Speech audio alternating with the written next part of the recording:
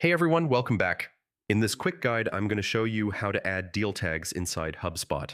Yeah, the simple little labels that help you organize deals way faster. So let's jump right in.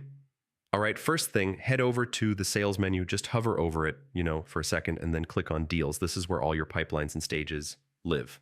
Next, open a deal where you want to add tags. You can pick any deal from the list. Just click on its name to open the record. Now, inside the deal, scroll a bit until you see the About section. Look for your custom property or the deal tag field, depending on how your account is set up. And go ahead and click Edit. In the property search bar, type something like tag or the exact name of your tag field. A lot of teams use a multi-select field for tags, so it should pop up right away.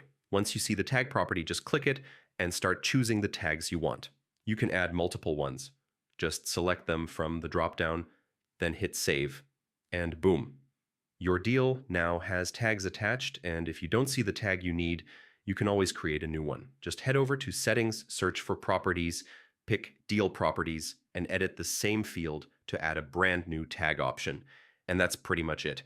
Adding deal tags in HubSpot is quick once you know where everything is. If this helped you, feel free to like the video and subscribe for more guides. I'll see you in the next one.